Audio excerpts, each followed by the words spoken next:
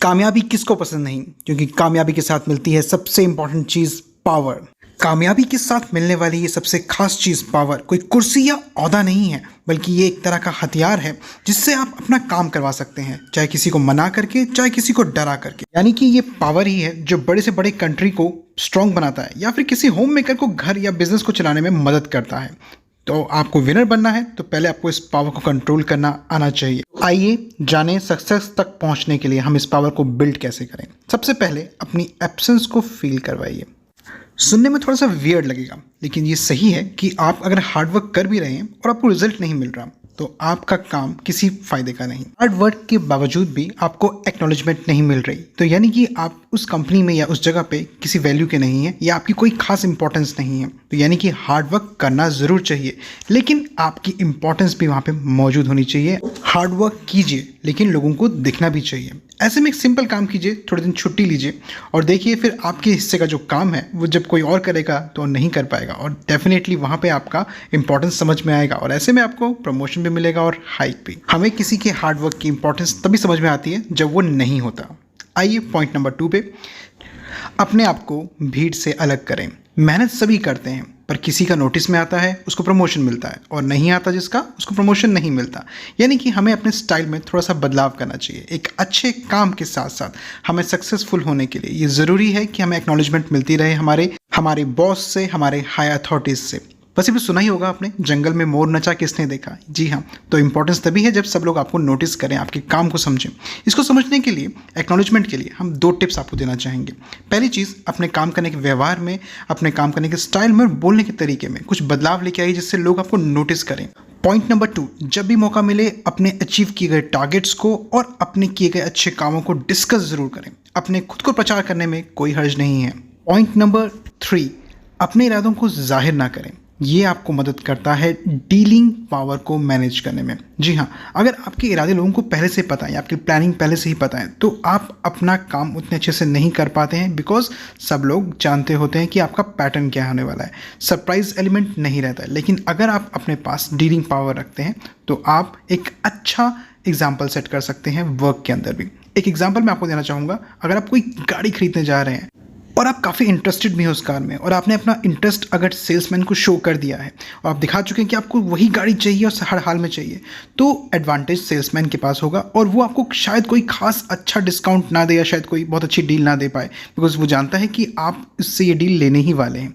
But अगर इसी condition में हम थोड़ा सा बदलाव कर दें और डीलिंग पावर अपने पास रख के सेल्समैन को अपना इंटेंशंस लिमिटेड फॉर्म में शो करें तो डेफिनेटली वो आपको एक अच्छे अमाउंट में डिस्काउंट या एडिशनल बेनिफिट्स देने की कोशिश करेगा ताकि उसकी ये डील कंप्लीट हो सके। यानी कि अगर डीलिंग पावर आपके हाथ में है तो आप अपने वे में चीज़ों को बदल सकते हैं, इम्प्रूव कर सकते हैं और फ़ायदा कमा सकते हैं।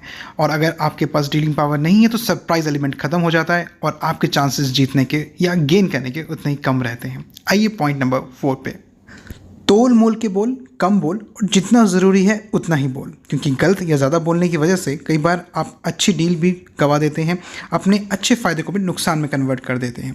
तो ये बहुत ज़रूरी है कि जब भी आप कोई डील पे जा रहे हैं या कोई भी काम कर रहे हैं या कहीं भी प्रेजेंटेशन दे रहे हैं, be accurate, be very precise और सही तरीके से बोलने की कोशिश कीजिए।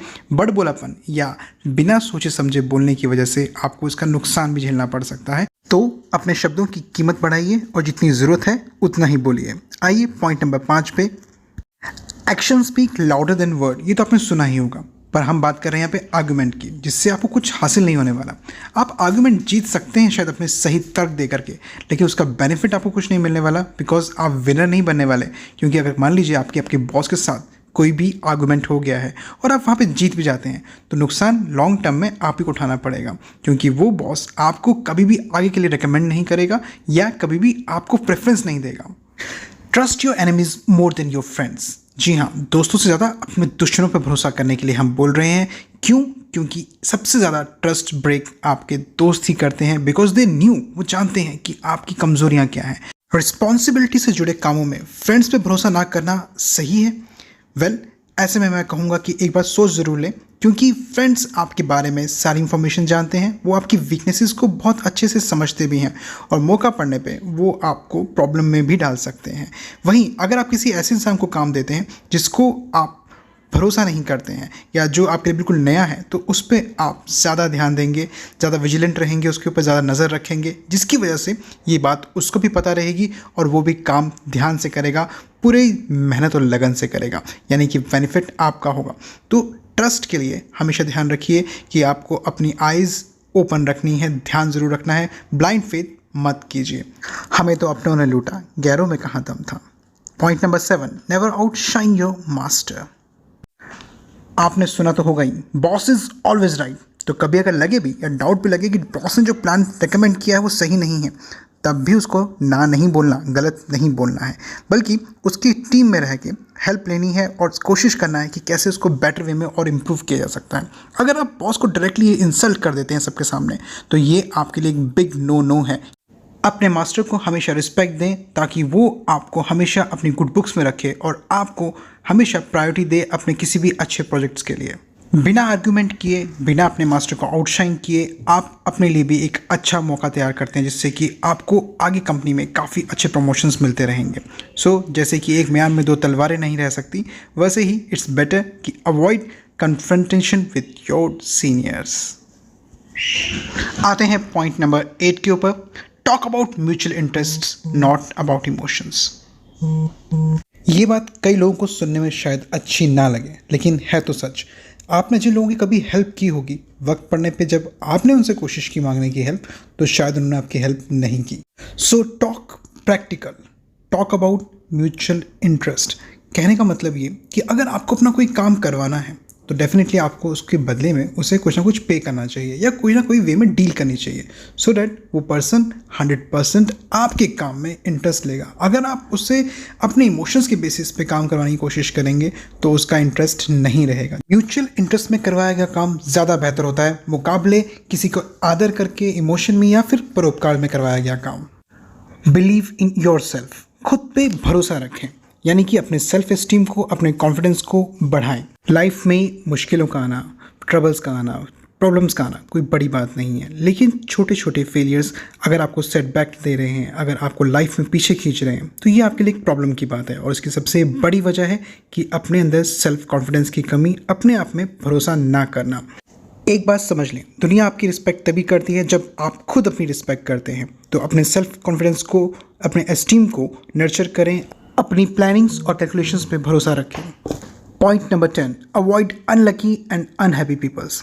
एक इंग्लिश में कहावत है, सुना तो होगा आपने भी, you could die for someone else misery. अगर आप ऐसे लोगों से घिरे हुए हैं जो दुखी हैं या जिनके पास प्रॉब्लम्स बहुत सारी हैं, तो ऐसे में ये लोग आपको नेगेटिव करना शुरू करते हैं, जिससे कि आपका मेंटल वेलबींग इन्फेक्टेड हो जाता है या आप भी नेगेटिव होने लग पड़ते हैं। आपको लगता है कि आप उन लोगों की हेल्प कर रहे हैं, लेकिन हकीकत में आप भी अपने आप को नेगेटिविटी में डुबोते चले जाते हैं, यानी कि आप भी नेगेटिव होने लगते हैं और आप भी खुश रहना धीरे धीरे भूल जाते हैं। लॉ ऑफ अट्रैक्शन आप इसको कह सकते हैं। लॉ ऑफ अट्रैक्शन यानी कि आप जो कर रहे हैं, जिस तरह की चीज़ें आप चाहते हैं, वो अपनी तरफ खींच रहे हैं। तो अगर आप नेगेटिव लोगों से घिरे हुए हैं, तो आपके पास भी नेगेटिविटी आएगी, और अगर आप पॉजिटिव और हैप्पी रहेंगे, तो आपके पास भी पॉजिटिविटी आएगी।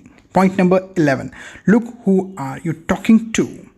किसी से बात करते हुए ये पता होना बहुत ज़रूरी है कि आप किससे बात कर रहे हैं। अगर आप बॉस से बात कर रहे हैं, तो आपके बात करने का तरीका और काम कराने का तरीका बिल्कुल अलग होगा, और वहीं अगर आप किसी एम्प्लॉय से बात कर रहे हैं, तो वो आपका बिल्कुल डिफरेंट तरीका होगा। किसी से प्यार से, किसी से गुस्से से और किसी से लालच देके हम अपना काम निकलवाते हैं, यानी कि व्यक्ति देख के तवज्जो दी जाती है कि उससे काम किस तरह से कराना चाहिए। रिश्ते, पावर और पोजीशन के हिसाब से हमारे लिए जानना बहुत ज़रूरी है कि हमारे आसपास कौन लोग मौजूद हैं, ताकि हम उनसे उसी ढंग से व्यवहार कर सकें। अगर हमें इसका सही ज्ञान रहेगा, तो ही हम सही तरीके से, सेफ वे में उस इंसान से बात कर सकते हैं, उसको सही तवज्जो दे सकते हैं। नहीं तो हम अपना नुकसान कर बैठेंगे। और सक्सेस को मेंटेन करने के लिए ये बहुत ज़रूरी है कि आपको पता होना चाहिए कि हमें किससे क्या बात करनी है। Play a sucker to catch a sucker. जी हाँ, यानी कि आपको गधे को भी वक्त पड़ने पे बाप बनाना पड़ सकता है अपना काम निकलवाने के लिए या मुसीबत में। कहने का सिंपल सा मतलब ये है कि आप तभी इंटेलिजेंट हैं जब आप अपना काम निकलवा सकते हैं। तो यानी कि अगर आपके सामने कोई ऐसा व्यक्ति है जिसके पास पावर तो है आपके काम करवाने की, but he is a fool, तो इट्स बेटर कि act like a fool in front of him. यानी कि अगर आपके सामने वाले उस व्यक्ति ने ये मान लिया कि he is more intelligent, smart और वो आपसे ज़्यादा ऊपर है, तो इट्स बेटर, क्योंकि ऐसी कंडीशन में वो आपका काम खुशी खुशी करेगा और आपका काम ईजिली हो भी जाएगा। Calculated value.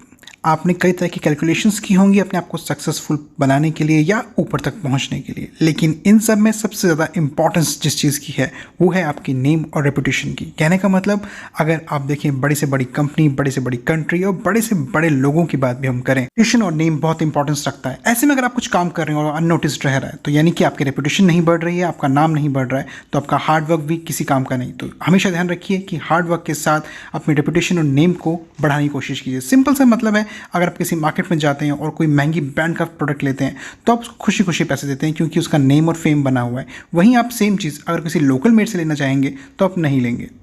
B royal in your own fashion, ये तो आप जानते ही हैं कि आपसे हमेशा हर कोई वैसे ही बिहेव करेगा जैसे आप उनके साथ बिहेव करेंगे, लेकिन थोड़ा सा इससे और आगे बढ़ते हैं। आप खुद के साथ ऐसा ट्रीट करिए जैसा कि आप चाहते हैं कि लोग आपसे ट्रीट करें, यानी कि आपको खुद के साथ रॉयल वे में बिहेव करना चाहिए। अपने आप को बेस्ट अगर आप मानेंगे और बेस्ट होकर चलेंगे तो ऑब्वियसली सभी लोग आपको भी बेस्ट मानेंगे। वहीं अगर आप नेगेटिव रह के बात करेंगे और खुद को भी इंपॉर्टेंस नहीं देंगे तो कोई आपको भी क्यों इंपॉर्टेंस देगा। तो विनर बनने के लिए खुद को एज अ विनर प्रूव कीजिए और खुद को विनर मान के ही चलिए। सिंपली डाउन टू अर्थ रहिए, लेकिन अपने आप को इतना मत गिराइए कि हर कोई आपको फॉर ग्रांटेड लेने लगे, बल्कि अपने हर एक्टिविटी में, काम करने के तरीके में, बोलचाल में रॉयल नजर आना चाहिए। Avoid stepping in the great man's shoes.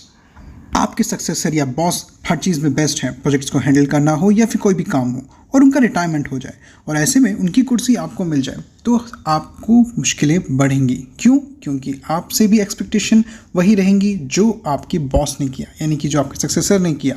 तो सेम काइंड ऑफ जो बेंचमार्क उन्होंने सेट किया है वो आपके लिए प्रॉब्लम बन सकता है।